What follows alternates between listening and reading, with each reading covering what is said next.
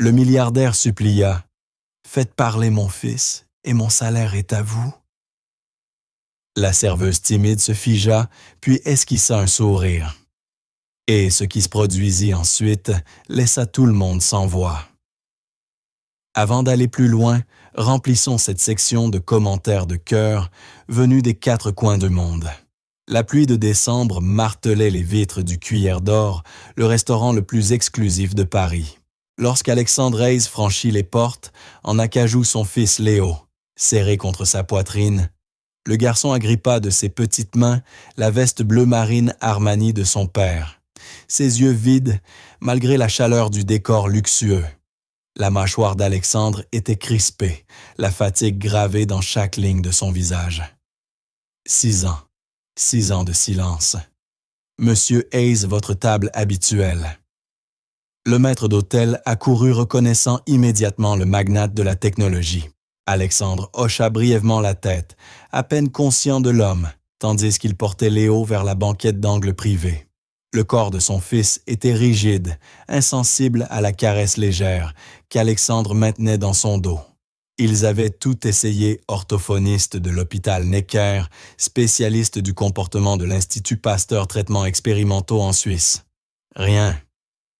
Le garçon qui aurait dû bavarder de dinosaures et de super-héros restait enfermé dans son monde sans son. « Je vous envoie votre serveuse immédiatement, monsieur. » Alexandre installa Léo dans la banquette, arrangeant les coussins avec un soin habitué.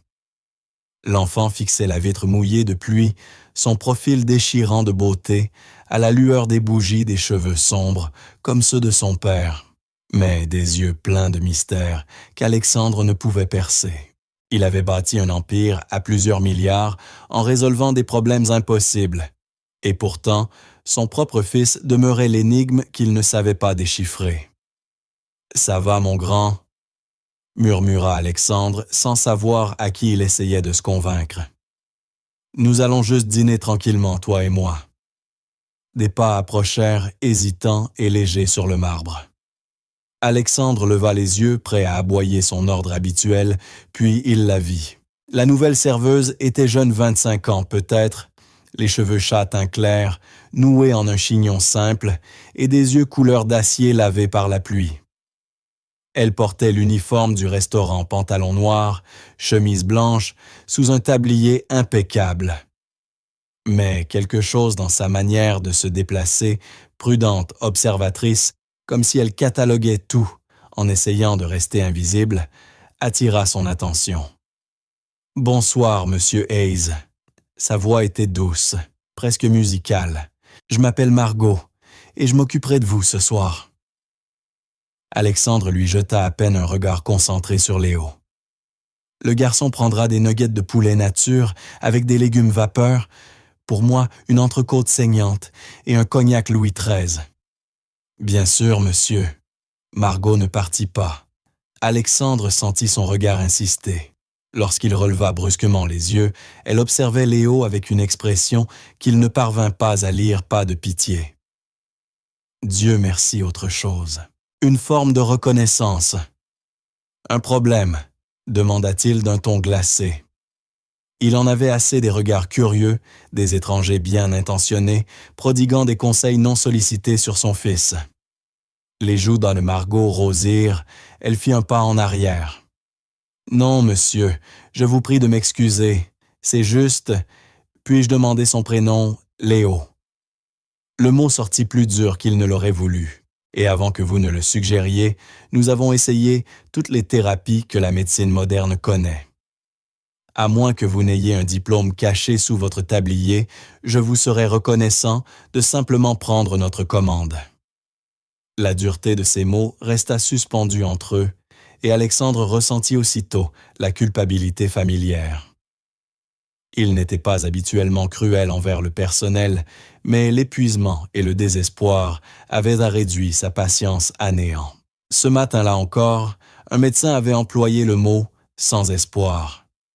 Sans espoir, comme si son fils brillant et magnifique était brisé au-delà de toute réparation.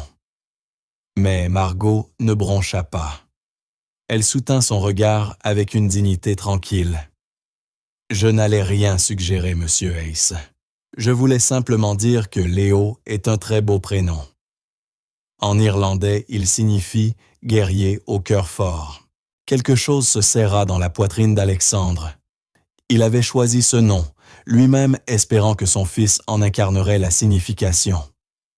Avant qu'il ne puisse répondre, Margot fit quelque chose d'inattendu. Elle s'agenouilla doucement au niveau des yeux de Léo, à plusieurs mètres de distance, respectant son espace. « Bonsoir, Léo », dit-elle doucement, sans tendre la main ni exiger d'attention. « J'espère que tu passeras un bon dîner ce soir. » Une seconde impossible. Le regard de Léo quitta la fenêtre. Ses yeux rencontrèrent le visage de Margot et le souffle d'Alexandre se coupa. Son fils ne regardait jamais les inconnus. Jamais. Et pourtant, il regardait cette jeune serveuse avec quelque chose qui ressemblait presque à de la curiosité. Puis le moment se brisa. Les yeux de Léo revinrent à la vitre. Son petit corps se retira dans sa coquille, mais Alexandre l'avait vu cet éclair de connexion si fugace qu'il aurait pu le rêver. Margot se releva avec souplesse, le visage professionnellement neutre, bien qu'Alexandre y décelât une ombre de tristesse, peut-être de compréhension. « Je transmets votre commande tout de suite, monsieur Hayes. » Elle se retourna et Alexandre s'entendit parler. Avant même d'y réfléchir, attendez. Margot s'immobilisa les sourcils levés. Les doigts d'Alexandre tambourinaient sur la table, un réflexe quand il analysait un problème complexe. Cette serveuse avait accompli en 30 secondes ce que des dizaines de spécialistes n'avaient pas réussi en 6 ans. Elle avait fait que Léo regarde. C'était probablement rien. Un hasard. Mais Alexandre Hayes n'était pas devenu l'un des hommes les plus riches de France en ignorant les opportunités. Vous dit Alexandre d'une voix basse et intense, avez fait que mon fils vous regarde. Je ne suis pas sûr de comprendre, monsieur. Ne jouez pas la modeste.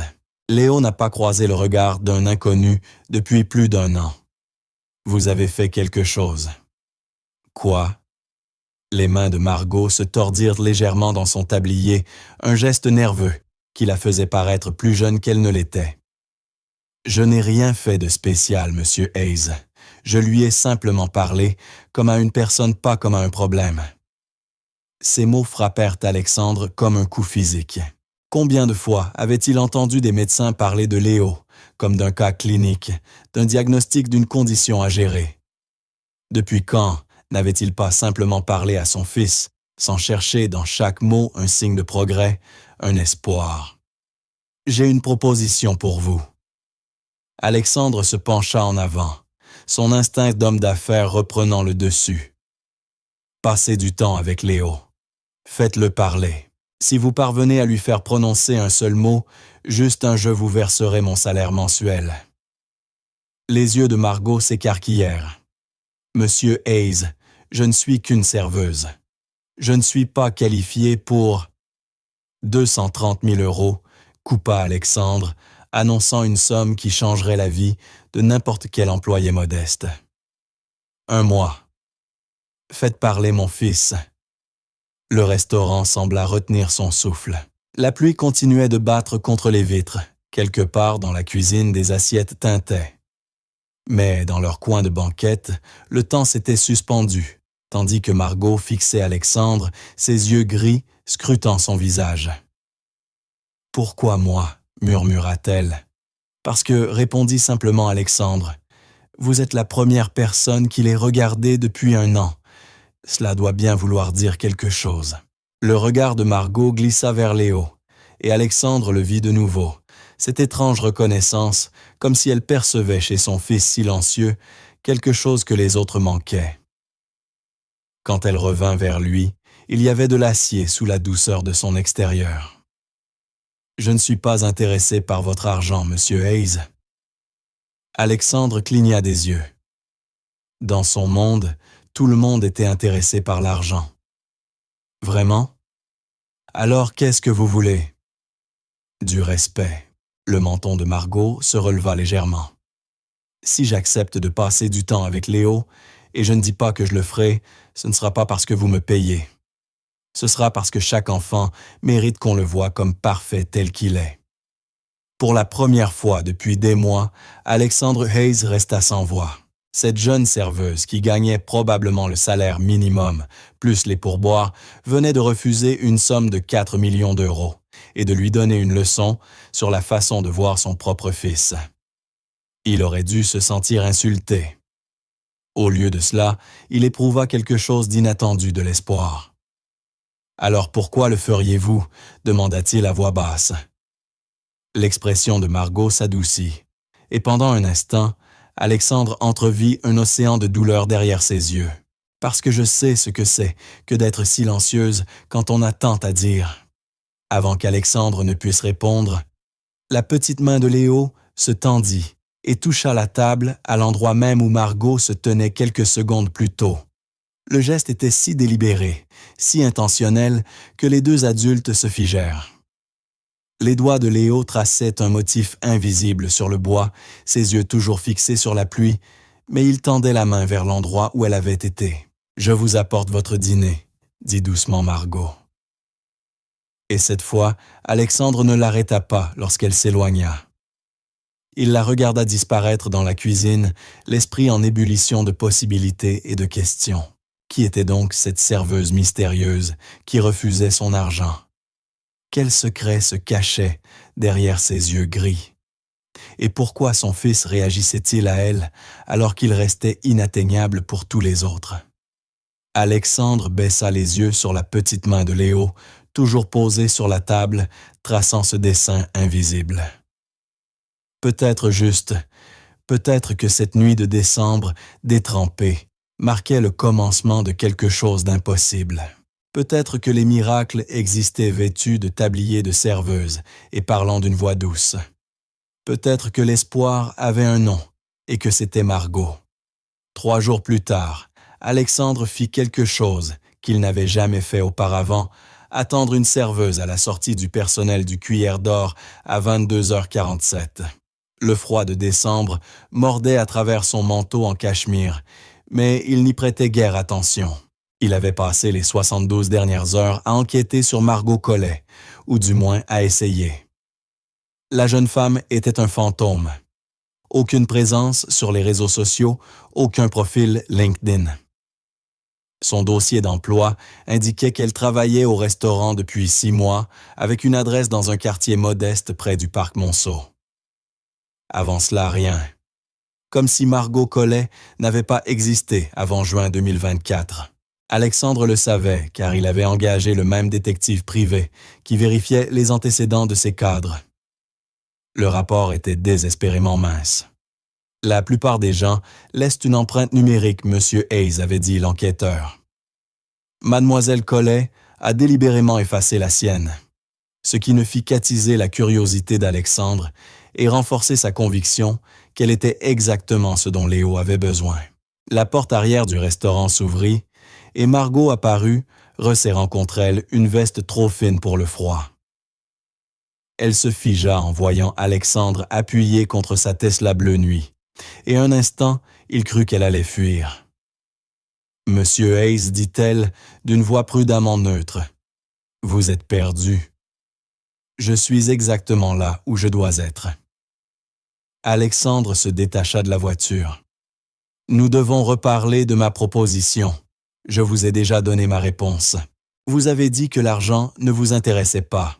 Je vous écoute, qu'est-ce qui vous rendrait intéressé? » Les yeux de Margot se plissèrent légèrement, et Alexandre reconnut cette expression, la même qu'il arborait lui-même lorsqu'il pesait le risque et la récompense d'une négociation.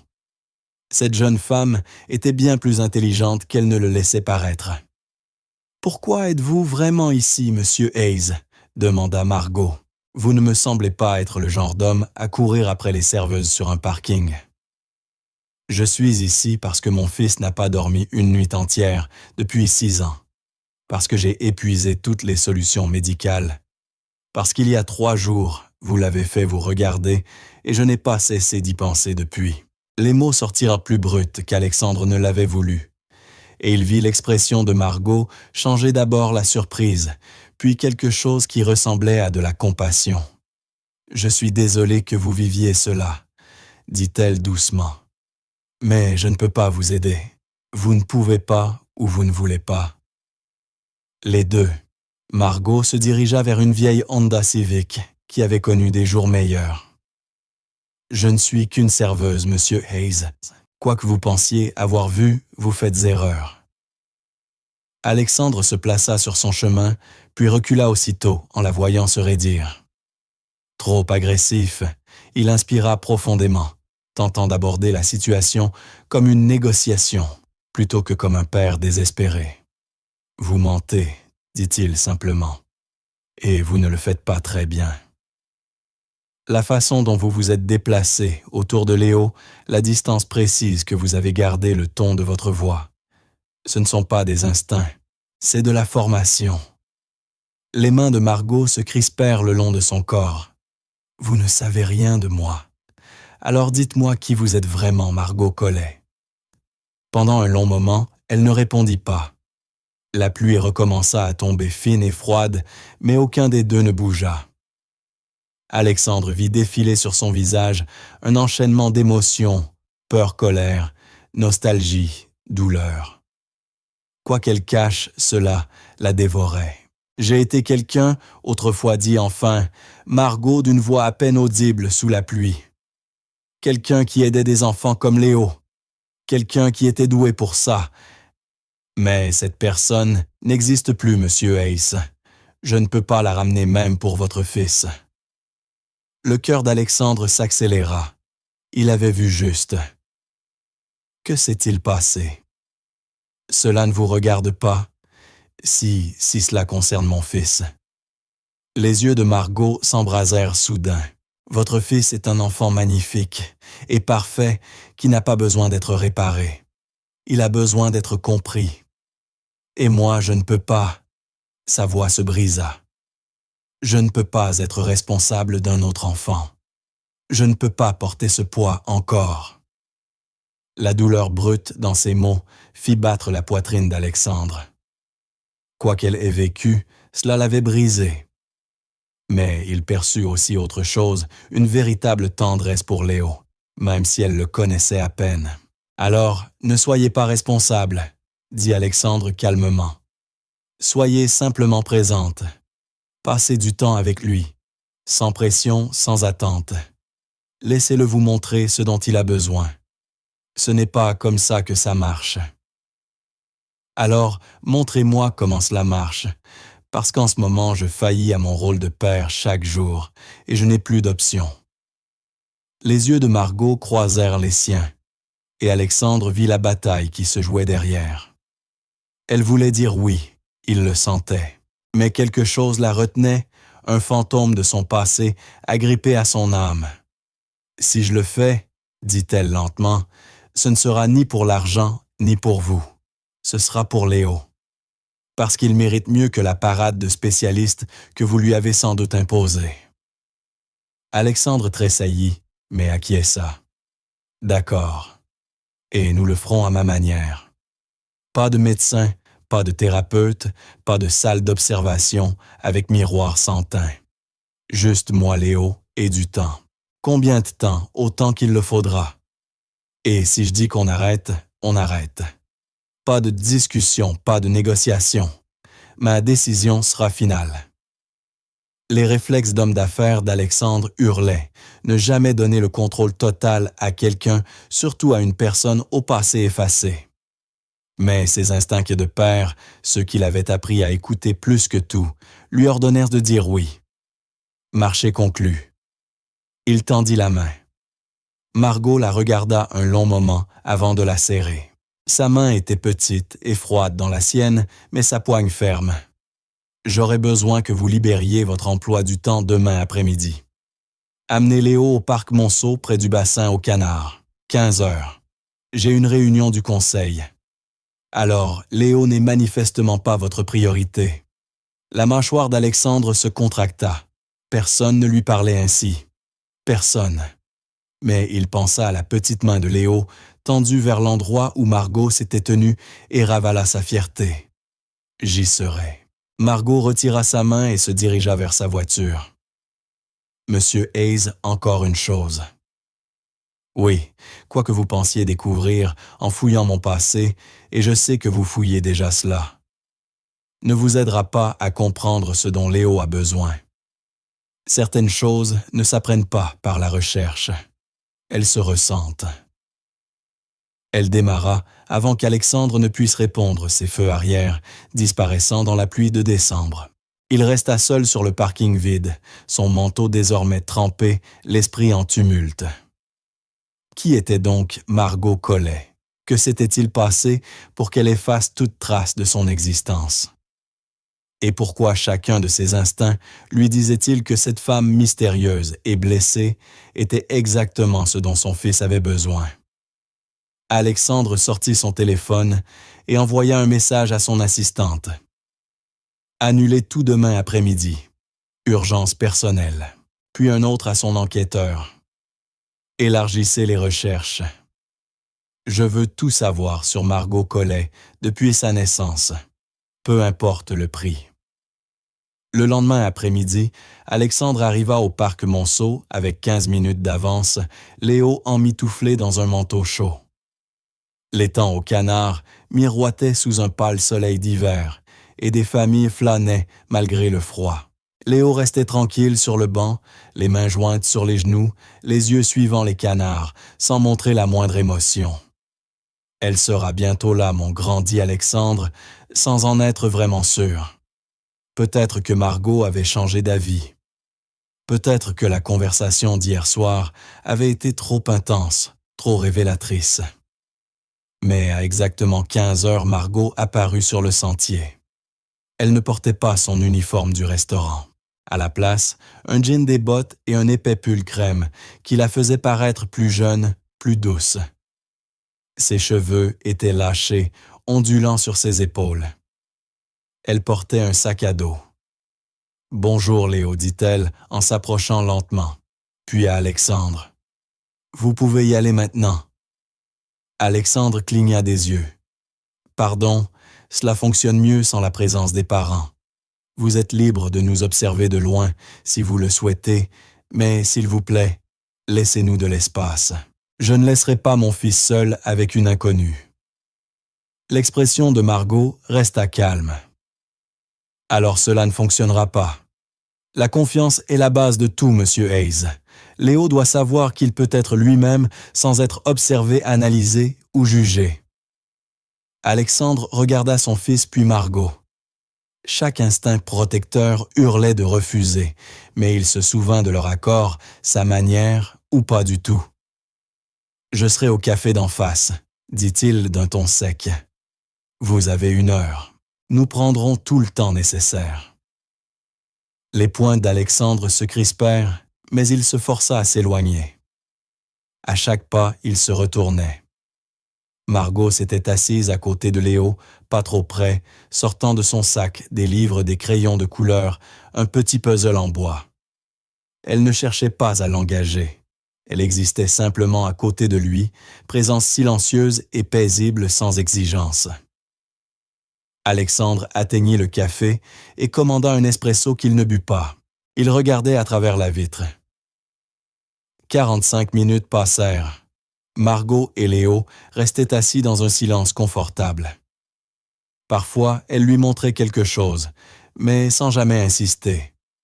Elle proposait, attendait. Puis, Alexandre le vit.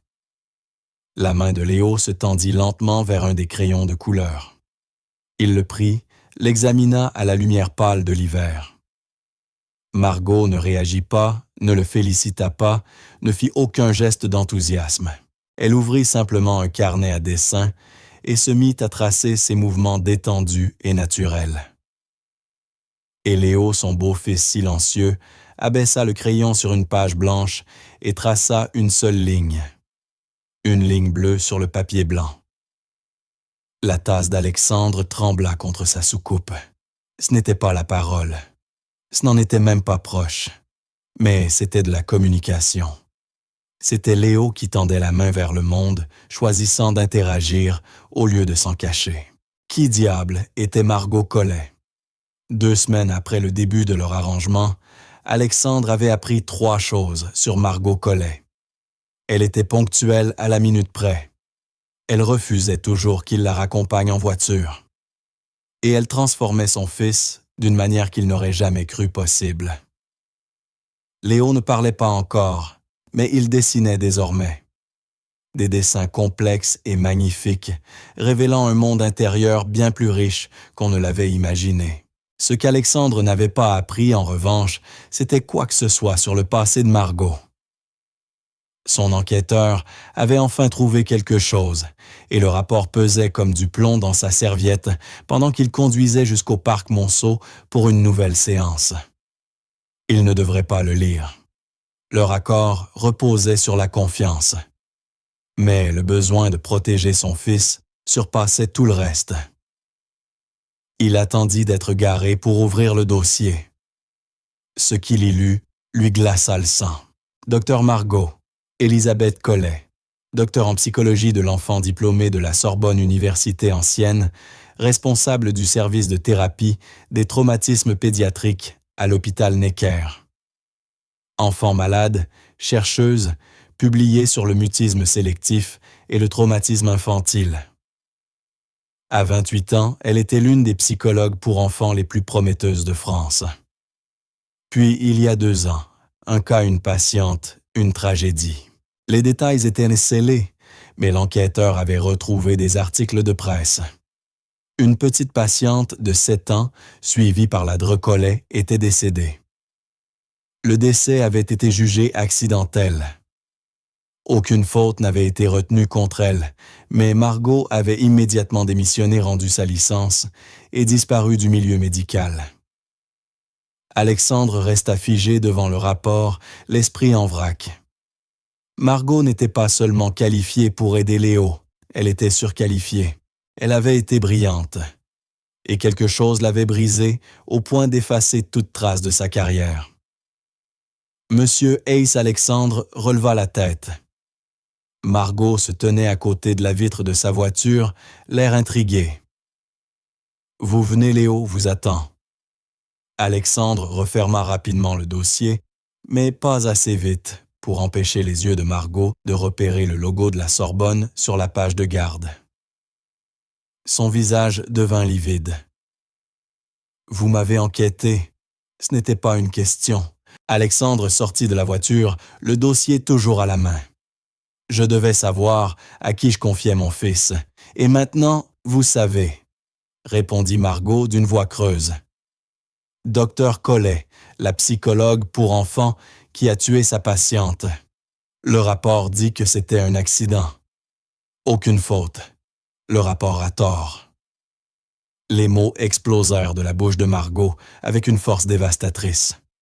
J'étais responsable d'Emma. Je devais la protéger. Et elle est morte parce que j'ai raté quelque chose. Parce que je n'étais pas assez bonne. Margot, non. Elle recula les mains tremblantes. C'est exactement pour ça que j'ai arrêté. Que je ne peux plus faire ça. Vous voulez que j'aide Léo, mais si je l'abandonne lui aussi. Et si je rate encore quelque chose? Alexandre le vit enfin. Le poids qu'elle portait, la culpabilité qui l'avait écrasée au point de tout quitter. Quoi qu'il se soit passé avec cette petite Emma Margot, croyait en être responsable, peu importe ce que disaient les rapports officiels. Alors, échouez, dit Alexandre calmement. Échouez 100 fois, mais n'échouez pas en vous enfuyant. Les yeux de Margot brillaient de larmes qu'elle refusait de laisser couler. « Vous ne comprenez pas, murmura-t-elle. La mère d'Emma me faisait confiance. Elle croyait que je pouvais aider sa fille. Et moi aussi. » Sa voix se brisa. « Je fais des cauchemars toutes les nuits où Emma m'appelle et je n'arrive pas à la rejoindre. Je ne survivrai pas à ça une seconde fois.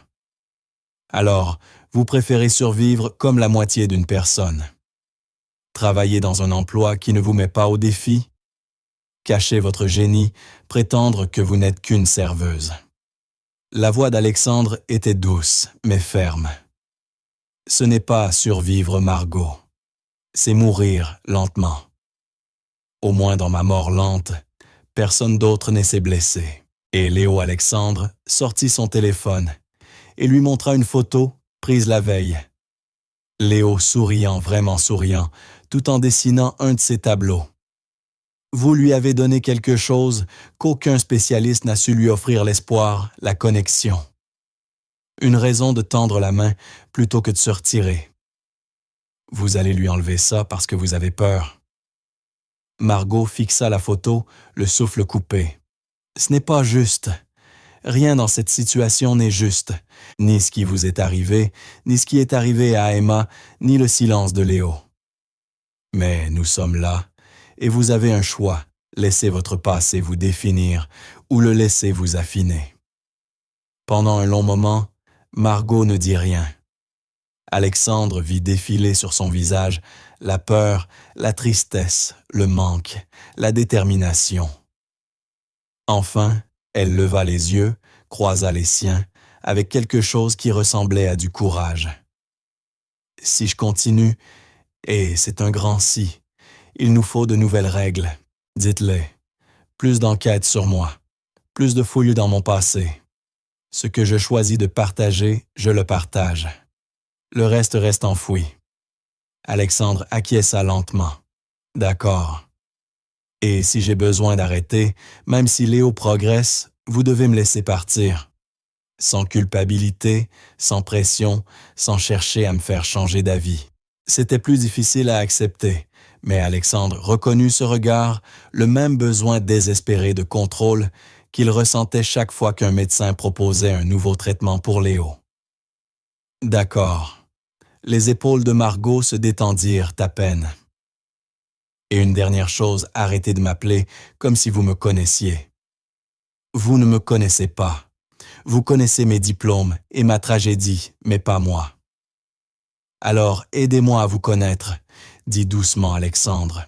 Pas en tant que docteur Collet, ni comme la serveuse, ni comme la femme au passé tragique. Juste en tant que Margot, quoi que cela veuille dire pour vous. Quelque chose passa dans le regard de Margot. De la surprise peut-être, ou le début d'une confiance. Avant qu'elle ne puisse répondre, ils l'entendirent. Un son venu du banc où Léo les attendait. Un bourdonnement. Doux hésitant, mais indéniablement musical. Alexandre et Margot se figèrent, fixant le petit garçon resté silencieux pendant 6 ans. Léo fredonnait. Il émettait un son, tout en dessinant dans son carnet. L'air était simple enfantin, mais pour Alexandre, c'était le plus beau son qu'il ait jamais entendu. « Mon Dieu !» souffla-t-il. Mais Margot bougea vite, lui saisissant le bras, avant qu'il ne s'élance. « Non !» chuchota-t-elle. « Ne fais pas une scène. Laisse-le. Laisse-le découvrir sa voix à son rythme. » Il fallut à Alexandre toute sa maîtrise pour rester immobile. Il regarda son fils fredonner cette petite mélodie, regarda Margot s'approcher lentement et s'asseoir à côté de lui sans dire un mot. Il la vit prendre un crayon et dessiner à son tour comme si rien d'extraordinaire ne se produisait. Mais c'était extraordinaire. Après 6 années de silence, son fils produisait des sons. Et tout cela grâce à une femme brisée qui avait tenté de fuir son propre don, mais ne pouvait échapper à ce qu'elle était vraiment. Alexandre observa Margot, la regarda vraiment, et sentit quelque chose l'effrayer. Elle n'était pas seulement le miracle de Léo. Elle devenait le sien aussi. Cette femme brillante, blessée mystérieuse qui avait refusé son argent bousculé, ses certitudes, et lui donnait envie d'être meilleure. « Merci », murmura-t-il, même si Margot ne pouvait pas l'entendre depuis le banc où elle était assise avec Léo. Et tandis que le soleil de décembre filtrait à travers les arbres dénudés, Alexandre Hayes comprit que peut-être le miracle qu'il cherchait n'était pas seulement de faire parler son fils. C'était peut-être d'apprendre à l'écouter, écouter son fils, écouter cette femme extraordinaire. Et écouter la voix en lui qui murmurait que certaines choses valaient plus que tous ces milliards. Peut-être que l'amour attendait depuis toujours, déguisé en espoir parlant, en couleur, en musique et dans le fredonnement du premier son d'un enfant après 6 ans de silence. Peut-être que les miracles existaient, et peut-être qu'ils ne faisaient que commencer. La veille de Noël arriva avec une neige inattendue, recouvrant Paris d'un silence immaculé. Alexandre se tenait devant les fenêtres du sol, au plafond de son penthouse, regardant la ville se transformer, tandis que son téléphone vibrait sans relâche sous une pluie d'appels ignorés. Sa mère Victoria Hayes organisait son gala de charité, annuel ce soir-là. Un événement où l'élite parisienne se rassemblait pour voir et être vue. Elle s'attendait à ce qu'il y assiste avec son fils, et si possible, accompagné d'une femme convenable. Le problème, c'est qu'Alexandre ne pouvait pas cesser de penser à une femme inconvenante. Une femme qui portait un tablier de serveuse, transportait des secrets et redonnait lentement vie à son fils. 3 semaines s'étaient écoulées depuis ce premier fredonnement et Léo en était venu à produire des sons plus intentionnels.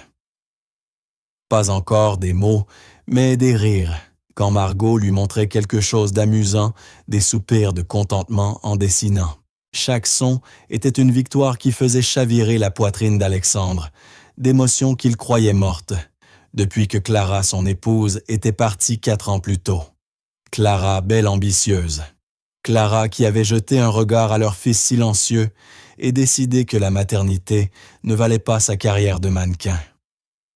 Les papiers du divorce étaient arrivés le jour du 2e anniversaire de Léo. Monsieur Hayes. Sa gouvernante. Madame Chen apparut dans l'embrasure de la porte. Votre mère est en ligne à nouveau. Elle insiste beaucoup. Alexandre soupira. Dites-lui que je viendrai. Mais il savait déjà qu'il n'irait pas seul. Une idée germait dans son esprit téméraire, peut-être stupide, mais impossible à ignorer. Il prit son téléphone et composa le numéro de Margot Collet. Allô, sa voix était prudente. Depuis leur confrontation sur le parking, ils avaient maintenu une distance strictement professionnelle. « J'ai besoin d'un service, dit Alexandre. Et avant que vous refusiez, écoutez-moi. Cela ressemble déjà à une mauvaise idée. Ma mère organise ce soir un gala de charité. Elle veut rencontrer Léo. Plus encore, elle veut interroger la femme que je fréquente sur ses origines et son compte bancaire. Vous ne fréquentez personne. Justement, c'est là que vous entrez en scène. Un silence. Absolument pas. Margot. Ma mère va dévorer Léo vivant avec ses jugements et ses attentes. Mais si je me présente avec quelqu'un, qu'elle doit impressionner quelqu'un qui puisse détourner son attention. Trouvez-vous une actrice pour votre comédie, Monsieur Hayes? Je ne veux pas d'actrice. Je veux quelqu'un qui se soucie réellement de mon fils. Quelqu'un capable de se placer entre lui et les vautours qui vont fixer, murmurer et donner leurs avis médicaux inutiles. Un autre silence. Alexandre pouvait presque entendre le débat intérieur de Margot. « Une seule soirée, dit-elle enfin. Et vous me devrez une faveur. Laquelle? Dites-moi pourquoi votre femme est partie. » La question le prit de court. « C'est personnel. Vous avez enquêté sur ma tragédie. La justice exige l'équilibre. » La mâchoire d'Alexandre se contracta. Mais elle avait raison. Elle est partie parce que Léo n'était pas parfait. Parce qu'être mère d'un enfant différent ne convenait pas à son image. Elle a signé la renonciation de ses droits parentaux contre un chèque et n'a jamais regardé en arrière. « Je suis désolé, dit Margot doucement. Aucun enfant ne mérite cela. » Non. Mais maintenant, vous comprenez pourquoi j'ai besoin de quelqu'un qui ne verra pas Léo comme un problème à corriger, ni comme un fardeau à porter. J'ai besoin de quelqu'un qui le voit comme parfait exactement tel qu'il est. Vos mots, vous combattez durement, Monsieur Hayes. Quand cela compte, oui. Je vous enverrai une voiture à 18 heures. Portez quelque chose d'élégant. Je ne possède rien d'élégant. Alors portez quelque chose qui vous fait vous sentir confiante. C'est tout ce qui compte. Quand Alexandre termina l'appel, il ressentit quelque chose d'inédit, une sorte d'attente nerveuse. Tout cela devait être pour protéger Léo. Alors pourquoi son cœur s'emballait-il à l'idée de Margot entrant dans son monde, se tenant à ses côtés plus que la thérapeute de son fils? À 18h47, l'ascenseur du Penthouse s'ouvrit et Margot Collet en sortit. Le souffle d'Alexandre se suspendit. Elle portait une simple robe émeraude qui faisait ressortir le gris de ses yeux, ses cheveux relevés, dégageant la nuque. Pas de bijoux luxueux, pas de griffes de couturier. Et pourtant, elle était éblouissante. « Ne me regardez pas comme ça, dit-elle les joues rosies. C'est purement professionnel. » Bien sûr. Alexandre ajusta son nœud papillon soudain, conscient de la rigidité de son smoking. Léo est impatient. Il a choisi sa propre cravate, bleue avec des petites canards. L'expression de Margot s'adoucit. Où est-il dans le salon? Je vous préviens, il veut vous montrer son dernier dessin. Ils trouvèrent Léo, assis sur le tapis, entouré de ses fournitures de dessin. Lorsqu'il vit Margot, son visage s'illumina d'un sourire qui serra le cœur d'Alexandre. Son fils avait davantage souri en 3 semaines avec elle qu'en des années de thérapie. « Salut Léo », murmura Margot en s'agenouillant près de lui, sa robe formant une flaque de soie verte autour d'elle. « Sur quoi travailles-tu » Léo leva son dessin, 3 silhouettes, un grand homme en bleu, un petit garçon et une femme aux cheveux dorés se tenant par la main sous un arc-en-ciel. « C'est magnifique », souffla Margot. Et Alexandre vit ses yeux luire de larmes contenues. Le trajet jusqu'à l'hôtel Ritz fut silencieux. Léo, assis entre eux sur la banquette arrière, avait posé sa petite main sur le bras de Margot. Alexandre les observait dans le reflet de la vitre, sentant quelque chose bouger dans sa poitrine. Ils ressemblaient à une famille impossible, complexe, hautement improbable, mais réelle. « Parlez-moi de votre mère », dit soudain Margot. « Que je sache dans quoi je m'aventure. » Alexandre choisit ses mots avec soin. Victoria Hayes, c'est l'aristocratie parisienne. Elle croit aux apparences, au mariage stratégique, et que les enfants doivent être vus, mais pas entendus, ce qui fait du silence de Léo à la fois une déception et une commodité pour elle. « Elle a l'air charmante », répondit Margot avec ironie. « Elle est compliquée, elle-même à sa manière. Mais sa manière implique le contrôle et les attentes. J'ai cessé d'y répondre le jour où j'ai fait ma propre fortune au lieu de gérer la sienne. Donc, ce soir, il s'agit de prouver que vous n'avez plus besoin de son approbation. Ce soir, il s'agit de protéger Léo de son jugement. » La salle de bal du Ritz étincelait de cristal et de champagne. Des femmes en robe haute couture s'embrassaient du bout des lèvres, pendant que les hommes parlaient portefeuille et politique. Alexandre sentit Margot se raidir à côté de lui, alors que les regards se tournaient vers eux, évaluant jaugeant. « Monsieur Hayes », lança un membre du conseil en s'approchant. « Nous pensions que vous feriez l'impasse cette année. Je ne pouvais pas décevoir ma mère. » La main d'Alexandre se posa dans le bas du dos de Margot, un geste protecteur. « Robert Chen, voici Margot Collet. » Le regard de Robert glissa sur elle, curieux presque condescendant. « Enchanté. »« Et que faites-vous, mademoiselle Collet ?» Avant que Margot ne puisse répondre, une voix fendit la foule comme une lame. « Alexandre, tu es en retard. » Victoria Hayes s'avançait dans une robe de soie bleu glace, ses cheveux argentés impeccablement coiffés, son expression parfaitement maîtrisée. Elle jeta à Léo le même regard qu'on réserve à un meuble coûteux, puis reporta toute son attention sur Margot, avec un intérêt perçant. « Mère, dit Alexandre d'un ton glacial. « Voici Margot Collet, dit Alexandre posément.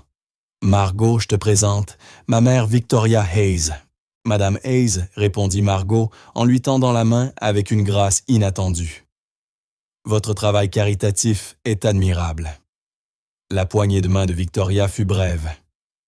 Comme c'est aimable. Et comment avez-vous rencontré mon fils? Par les affaires, je suppose. Par Léo, en réalité.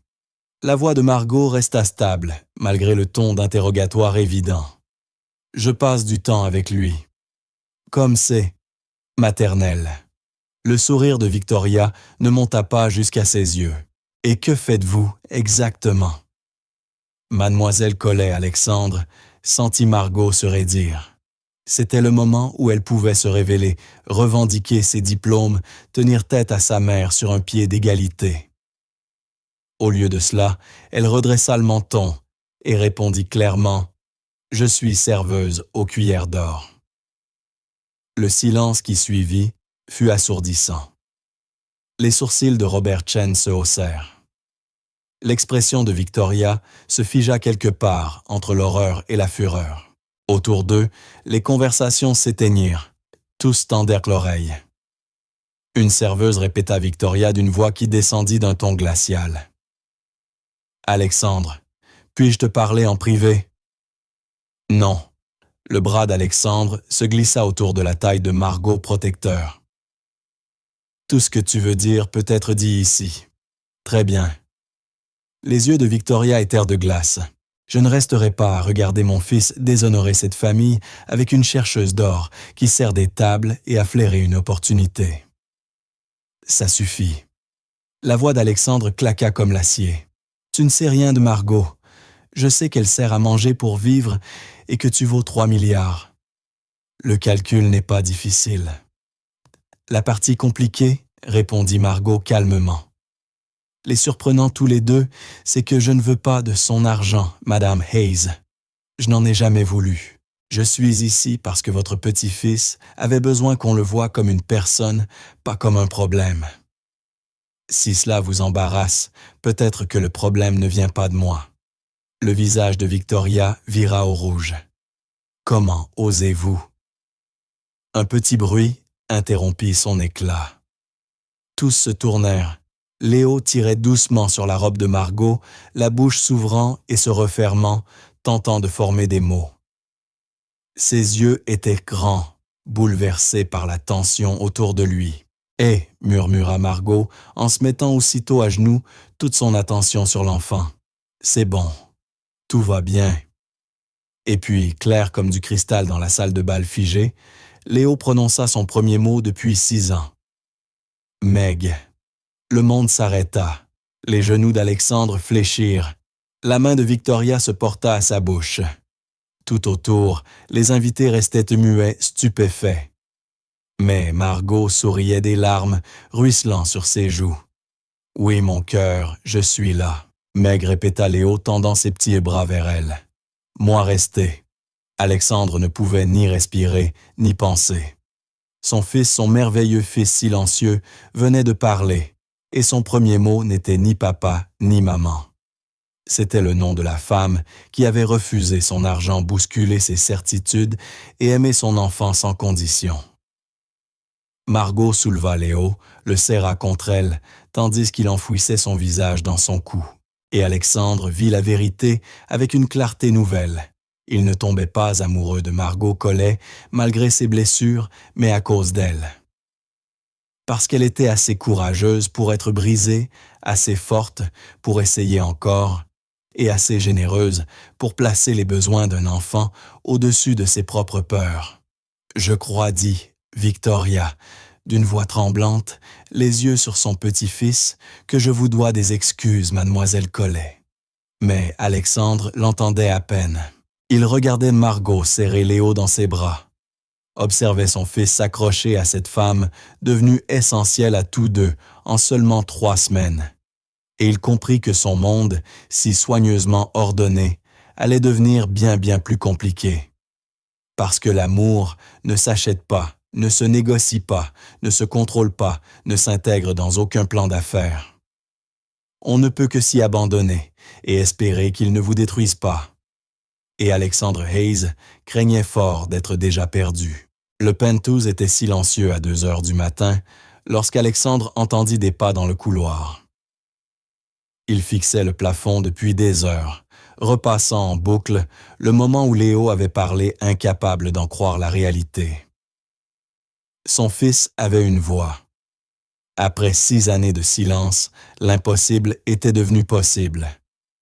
Il trouva Margot dans la cuisine, toujours vêtue de sa robe émeraude, les yeux posés sur une tasse de thé intacte. Elle avait insisté pour rester après le gala, inquiète pour Léo après une telle décharge émotionnelle. Alexandre lui avait préparé la chambre d'amis, mais visiblement, aucun des deux ne parvenait à dormir.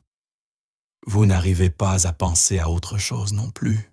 demanda-t-il doucement. Margot sursauta, puis se détendit en le reconnaissant.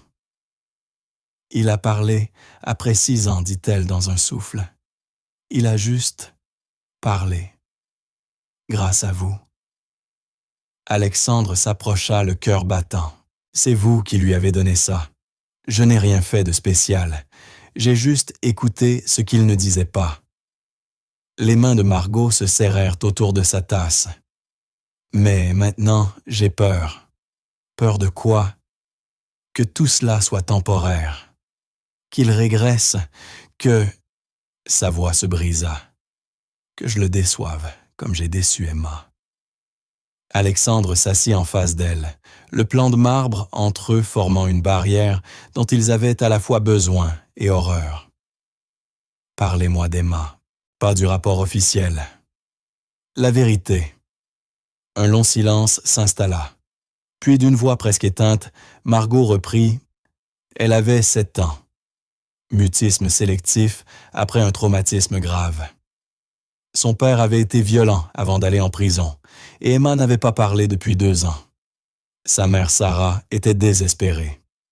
Et moi, je croyais pouvoir tout réparer. Que s'est-il passé? Emma progressait lentement, mais sûrement. Elle avait commencé à communiquer par le dessin, comme Léo. Je pensais que nous approchions d'un tournant. Les yeux de Margot se perdirent dans le vide, happés par le souvenir. Puis, une nuit, Sarah m'a appelé paniquée. Emma s'était enfermée dans la salle de bain et refusait d'en sortir, murmura Margot, la voix brisée. Sarah croyait l'entendre pleurer. « Et que lui avez-vous dit ?» demanda Alexandre doucement.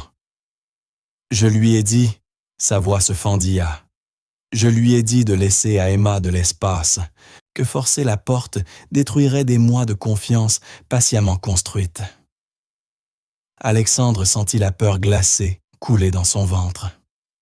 Margot, elle avait trouvé les somnifères de sa mère, continua-t-elle d'une voix presque inaudible. Quand Sarah a fini par enfoncer la porte, il était trop tard. Elle avait 7 ans. Et elle est morte parce que je lui ai dit d'attendre. « Ce n'est pas votre faute, » souffla Alexandre. « Une fillette de 7 ans qui prend des pilules? J'ai raté les signes. Je me suis tellement concentré sur son mutisme que je n'ai pas vu la dépression dessous. Sarah m'a fait confiance et j'ai laissé mourir sa fille. » Les larmes coulaient librement sur les joues de Margot. Le rapport officiel disait que c'était accidentel, qu'Emma ne comprenait pas ce qu'elle avalait. Mais je sais mieux que ça. J'ai échoué. Alexandre contourna lentement l'îlot de marbre, incapable de supporter la distance alors qu'elle s'effondrait. Alors vous avez cessé d'être docteur Collet pour redevenir simplement Margot. Vous avez effacé toute votre vie professionnelle. Je ne pouvais plus exercer. Chaque fois que je voyais un enfant, je voyais Emma. Chaque décision me semblait une question de vie ou de mort. J'étais paralysé par la peur, au point d'en devenir inutile. Elle leva les yeux vers lui, ses prunelles grises ravagées. Et maintenant, Léo parle. Et tout ce à quoi je pense, c'est « et si je manque encore un signe ?» Si ma peur, ma culpabilité ou mon trauma me font échouer une fois de plus, alors vous échouerez, dit Alexandre, calmement répétant les mots qu'il lui avait dit des semaines plus tôt. Mais vous échouerez en n'essayant pas, en vous cachant. Vous dites ça maintenant, souffla-t-elle, mais le jour où je vous décevrai, Vous n'en savez rien. Non, je ne le sais pas. Alexandre prit sa main, ses doigts se refermant sur les siens. Mais je sais que Léo a parlé ce soir grâce à vous. Que vous lui avez offert plus de progrès en 3 semaines que les spécialistes en 6 ans. Et je sais que la perfection n'est pas ce dont mon fils a besoin. Il a besoin de quelqu'un qui soit là, qui essaie, qui l'aime sans condition. Et vous faites tout cela. Les doigts de Margot se resserrèrent autour des siens. J'ai peur de l'attachement que je ressens. Pour lui, pour vous. Tout cela devait être simple, aider Léo à garder mes distances. Mais quelque part en route, vous êtes devenu essentiel, souffla Alexandre. Vous êtes devenu essentiel à Léo. À moi. L'air entre eux changea, chargé vibrant d'une tension qu'aucun des deux n'avait voulu, mais qu'il ne pouvait plus nier. Alexandre vit le moment exact où Margot le ressentit aussi. Ce léger sursaut de souffle, ce regard agrandi. « C'est une mauvaise idée, murmura-t-elle. Probablement. Vous êtes mon client. Il y a des limites éthiques. Vous n'exercez plus la psychologie. Ces règles ne s'appliquent même pas. » Alexandre, son prénom sur ses lèvres, fit battre son cœur plus vite. Il se leva, l'aida doucement à se redresser, encadra son visage entre ses mains. « Dites-moi que vous ne ressentez rien. Dites-moi que j'imagine tout la façon dont vous me regardez quand vous pensez que je ne vous vois pas. Dites-moi que tout cela est à sens unique, et je partirai. » Les yeux de Margot fouillèrent les siens. Alexandre y vit la lutte, la peur, le désir, l'espoir, la douleur. « Je ne peux pas, souffla-t-elle. Je ne peux pas vous dire ça. » Le baiser fut inévitable. D'abord doux, hésitant, lui laissant le temps de se retirer. Mais Margot ne se retira pas. Elle se laissa aller contre lui, un léger gémissement brisant toute résistance. Les mains d'Alexandre se glissèrent dans ses cheveux, les siennes agrippèrent sa chemise. Et pendant un instant parfait, le monde se réduisit à eux deux, deux êtres brisés, trouvant quelque chose d'entier, l'un dans l'autre. Quand ils se séparèrent un temps fin, haletant, Alexandre posa son front contre le sien. « Je suis en train de tomber amoureux de vous, Margot Collet. » La serveuse, la docteure, la femme à la fois craintive et courageuse, impossible et merveilleuse. De vous tout entière. « C'est insensé, murmura-t-elle. On se connaît à peine. Je sais que vous aimez mon fils, que vous tenez tête à ma mère, que vous préférez travailler pour un salaire modeste plutôt que de trahir vos principes, que vous portez une culpabilité qui ne vous appartient pas, et je sais que vous êtes la personne la plus forte que j'ai jamais rencontrée. » Il s'écarta juste assez pour plonger dans ses yeux. « Dites-moi que ce n'est pas un bon point de départ. » Le sourire de Margot fut hésitant, mais sincère. « Vous êtes très convaincant pour un PDG. J'ai eu de bons professeurs. Vous avez négocié un meilleur accord que la plupart de mes associés. » La plaisanterie brisa un peu la tension et Margot rit doucement. Puis son expression se fit grave. « Si nous faisons ça, et je ne dis pas que nous le ferons, il faudra être prudent. Léo passe avant tout. Si cela le perturbe, on arrête. » « D'accord. » Le pouce d'Alexandre effleura sa joue. « Mais je crois que Léo serait heureux de voir son père heureux. Et je crois qu'il t'aime déjà assez pour rêver de t'avoir dans nos vies. Pour de bon. » Pour de bon, Margot écarquilla les yeux. « Alexandre, c'est trop tôt. » « Je sais, mais j'ai appris à ne plus perdre de temps avec ce qui ne compte pas, et à me battre pour ce qui compte. » Il sourit un peu penaud. Le cœur, lui, ne connaît pas les plans d'affaires. Avant qu'elle puisse répondre, un petit bruit les fit se tourner. Dans l'ombre du couloir, Léo se tenait debout dans son pyjama, son canard en peluche sous le bras, les yeux oscillant entre eux avec une sérénité inattendue. « Mag, dit-il clairement d'une petite voix assurée. Papa ici. La gorge d'Alexandre se serra. 2 mots, murmura-t-il, la voix tremblante. Son fils venait de prononcer 2 mots, et ces 2 mots étaient les noms des personnes présentes dans cette cuisine, à 2 heures du matin tombant amoureuses l'une de l'autre, malgré toutes les raisons de ne pas le faire. « Oui, mon grand », répondit Alexandre d'une voix rauque.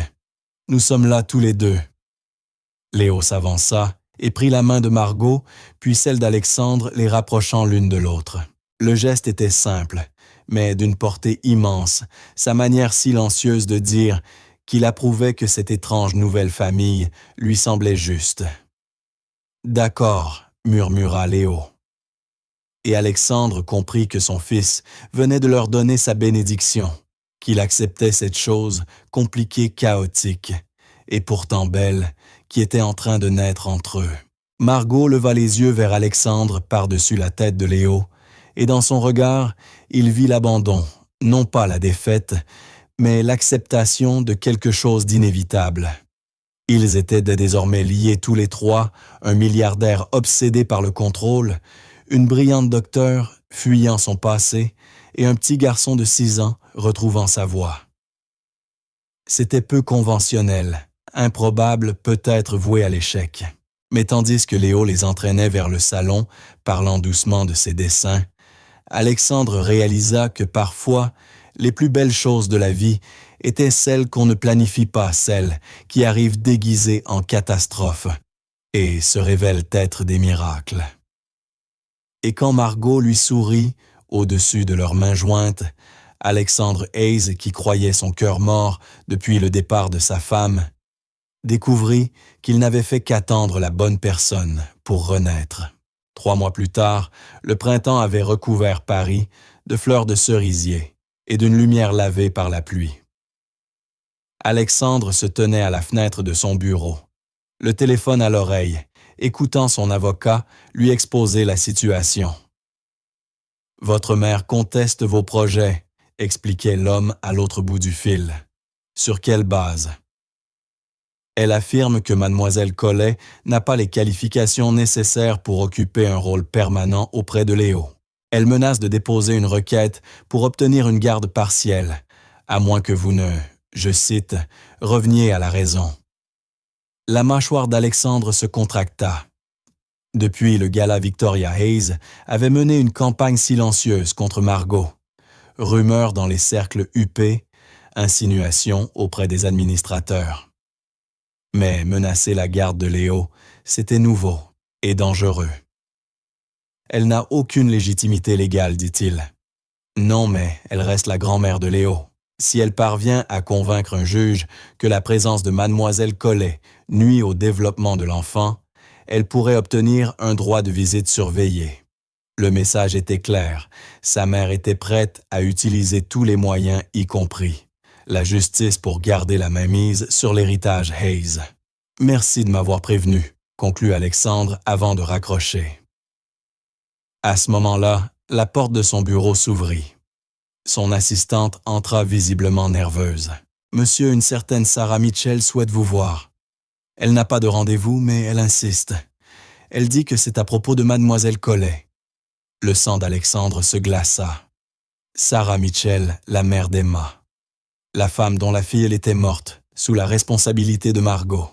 « Faites-la entrer. » Sarah Mitchell paraissait la quarantaine, le regard fatigué des mèches grises striant ses cheveux. Elle serrait un vieux dossier contre elle et observait le bureau d'Alexandre avec une gêne palpable. « Monsieur Hayes, merci de me recevoir. Madame Mitchell, que puis-je faire pour vous? J'ai entendu dire que vous fréquentez Margot Collet, dit-elle d'une voix directe. C'est exact. Je devais vous avertir de ce dont elle est capable. Alexandre se força à rester calme.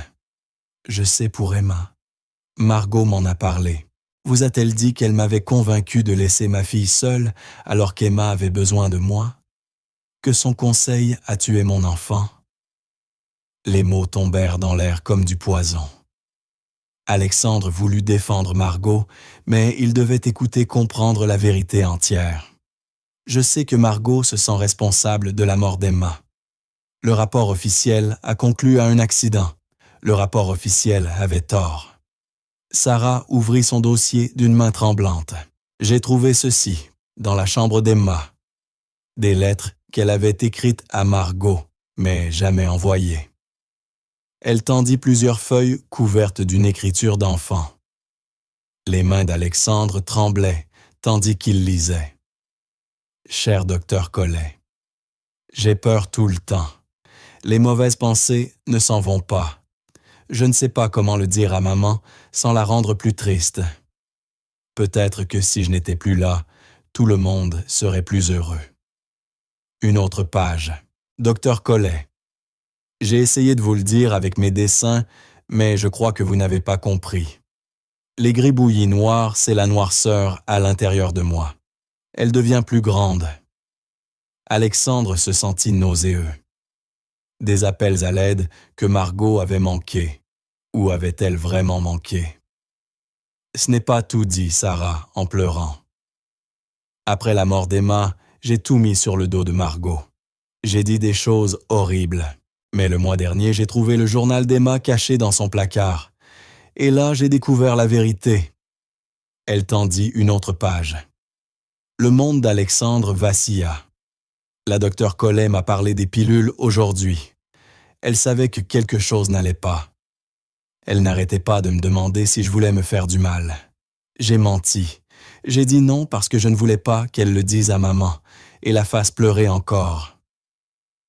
Elle avait l'air si inquiète. Elle m'a fait promettre de l'appeler à n'importe quelle heure. Elle m'a donné son numéro personnel. Mais je ne peux pas appeler. Je ne peux le dire à personne. La noirceur est trop grande. Elle savait, murmura Sarah. Margot savait qu'Emma souffrait. Elle a posé les bonnes questions, elle a fait tout ce qu'elle pouvait. Mais ma fille a menti, parce qu'elle essayait de me protéger. La voix de Sarah se brisa. Margot n'a pas échoué, Monsieur Hayes. C'est moi qui ai échoué. J'étais tellement absorbé par ma propre douleur après l'arrestation de mon mari que je n'ai pas vu à quel point ma fille allait mal. L'esprit d'Alexandre tourbillonnait. « Pourquoi me dites-vous tout cela ?» demanda-t-il enfin. « Parce que Margot a détruit toute sa carrière à cause d'une culpabilité qui ne lui appartenait pas, » répondit Sarah Mitchell d'une voix tremblante. « Parce que dans ma douleur, j'ai dit des choses qui lui ont fait croire qu'elle était responsable. Et aussi parce que... » Elle sortit une dernière feuille imprimée récemment. Quelqu'un nommé Victoria Hayes m'a contacté la semaine dernière. Elle m'a offert 50 000 € pour que je témoigne que Margot avait été négligente dans le traitement d'Emma afin de monter un dossier pour l'empêcher d'approcher votre fils. Une rage blanche, brûlante, pure envahit Alexandre. Sa mère venait d'utiliser la plus grande blessure de Margot, instrumentalisant la mort d'un enfant pour conserver son contrôle. « J'imagine que vous avez refusé, » dit-il d'une voix glaciale. « Bien sûr que j'ai refusé. Je suis venu vous voir pour que vous connaissiez la vérité. Margot Collet est une thérapeute brillante qui a perdu une patiente malgré tous ses efforts. Elle ne mérite pas de perdre une nouvelle chance de bonheur à cause de ma douleur ou des manipulations de votre mère. » Quand Sarah quitta le bureau, Alexandre resta assis, les lettres d'Emma étalées devant lui. Margot avait posé les bonnes questions, avait offert à la fillette tous les moyens de demander de l'aide. Mais elle travaillait avec un enfant qui voulait protéger sa mère. Et au bout du compte, cet amour-là avait été fatal. Margot n'avait pas échoué. Les circonstances, oui. Mais elle avait porté tout le poids, détruit sa carrière, bâti une vie entière autour d'une pénitence pour une faute qu'elle n'avait pas commise. Alexandre saisit son téléphone. Il n'y avait qu'une seule façon de mettre fin à tout cela, de protéger Margot et Léo de la machination de Victoria. « Maman, dit-il, quand elle répondit, « Nous devons parler. » Maintenant. 90 minutes plus tard, Alexandre franchit les portes du manoir de la Muette, le dossier de Sarah sous le bras. Victoria l'attendait dans son salon immaculé, comme toujours une tasse de thé à la main. Alexandre, à quoi dois-je cet honneur inattendu? Les jeux sont terminés. Il jeta le dossier sur la table basse. Sarah Mitchell est venue me voir aujourd'hui. Elle m'a parlé de ton offre. L'expression de Victoria ne bougea pas, mais ses doigts se crispèrent sur la porcelaine. Je ne vois pas de quoi tu parles. Ne me prends pas pour un idiot. Tu as tenté d'acheter le témoignage d'une mère endeuillée pour détruire Margot. Tu étais prête à utiliser la mort d'un enfant pour nous séparer. J'essayais de te protéger, répliqua-t-elle sèchement. Cette femme est instable. Elle a abandonné sa carrière mentie sur ses diplômes. Elle n'a pas menti, la coupa Alexandre. Elle a simplifié. Et elle s'est retirée parce qu'elle a une conscience. Ce dont manifestement, tu manques cruellement. Victoria se leva à sa maîtrise, commençant à se fissurer. Je ne m'excuserai pas d'avoir voulu protéger ma famille. Cette serveuse n'est pas faite pour toi. Tu pourrais avoir n'importe qui. Mais je ne veux pas n'importe qui. Je veux Margot. Il planta son regard dans celui de sa mère. Et si tu la menaces encore, si tu contactes Sarah Mitchell, si tu engages un avocat ou fais circuler la moindre rumeur dans tes dîners mondains, je te couperai définitivement de ma vie. Tu n'oserais pas. Et c'est moi. Sa voix était d'acier. J'ai déjà rédigé les documents pour te retirer du conseil d'administration. Une seule signature et c'est fait. La seule raison pour laquelle je ne l'ai pas encore signé, c'est parce que tu restes la grand-mère de Léo. Mais le sang ne te donne pas le droit de détruire les gens que j'aime. Victoria chancela légèrement, s'affaissant dans son fauteuil. Pour la première fois, elle paraissait vieille. Je ne voulais que ton bien, murmura-t-elle. Non, tu voulais le contrôle. Mais je ne suis plus ton petit garçon. Et mon fils mérite mieux qu'une grand-mère qui le considère comme une déception. Il se redressa implacable. Voici ce qui va se passer. Tu appelleras Sarah Mitchell et tu t'excuseras. Tu retireras toute menace de procédure et tu accepteras Margot comme membre de cette famille. Sinon, tu n'auras plus de famille du tout. Un long silence tomba, puis d'une voix lasse. Elle compte à ce point pour toi. Elle est tout pour moi. Elle et Léo sont mon monde entier, et je ne laisserai personne les mettre en danger. Alexandre tourna les talons sans attendre de réponse. Il lui restait une dernière visite à faire. Il retrouva Margot au parc de la Villette, avec Léo tous deux riant, alors que le petit garçon poursuivait les canards en criant leur nom.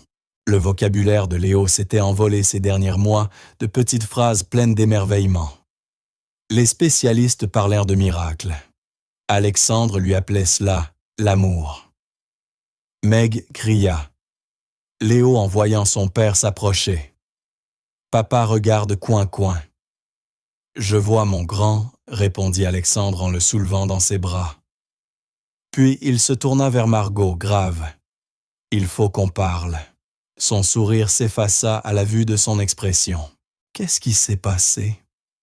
Alexandre lui raconta toute la visite de Sarah, les lettres, la manipulation de Victoria. Il observa le visage de Margot passer de la stupeur à la tristesse, puis à quelque chose qui ressemblait à la délivrance. « Elle a posé les bonnes questions », murmura Margot, fixant le dossier. Emma savait qu'elle pouvait m'appeler. Je lui avais donné toutes les clés, et elle a choisi de protéger sa mère. Parce qu'elle avait 7 ans et qu'elle l'aimait, et cet amour l'a poussée à mentir. Alexandre prit ses mains entre les siennes. « Tu ne l'as pas trahi, Margot. La situation vous a trahis toutes les deux. Et tu portes depuis trop longtemps une faute qui n'est pas la tienne. » Les larmes coulèrent sur les joues de Margot. « J'ai détruit toute ma vie à cause de ça. Alors reconstruis-la. Avec nous, avec Léo, avec moi. » Il sortit une petite boîte de sa poche. Les yeux de Margot s'écarquillèrent. « Je sais que c'est rapide. Je sais que nous sommes compliqués. Mais je sais aussi que la vie est courte et l'amour rare. Et quand on trouve quelqu'un qui nous rend meilleurs, on ne le laisse pas partir. »« Épouse-moi, » dit Alexandre, la voix vibrante d'émotion. Margot Collet soit la mère de Léo, soit ma partenaire. Laisse-moi passer le reste de ma vie à te prouver que tu mérites tout le bonheur que tu t'es refusé jusqu'ici. Oui, cria Léo, avant même que Margot ne puisse répondre. Moi, rester pour toujours.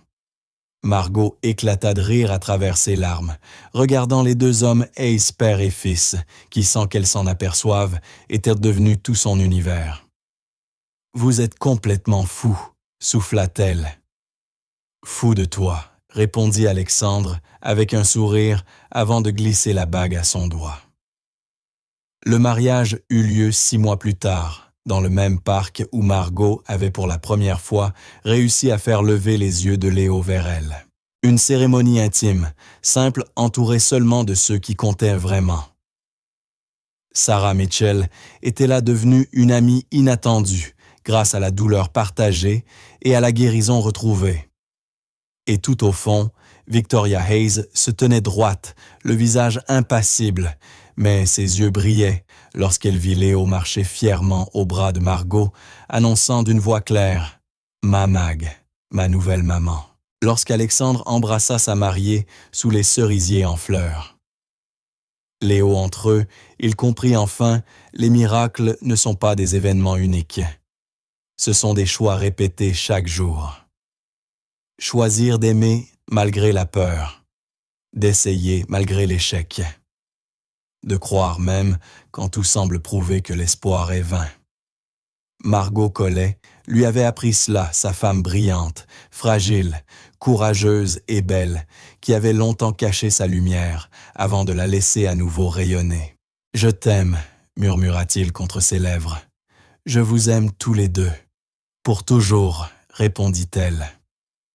Et tandis qu'une pluie de printemps commençait à tomber douce et parfaite, la famille Hayes se tint ensemble sous un arc-en-ciel, exactement comme dans le dessin de Léo cette première nuit impossible.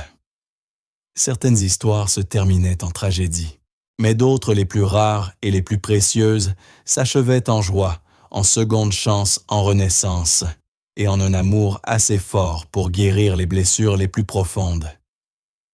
Celle-ci était l'une de ces histoires. Et en vérité, elle ne faisait que commencer.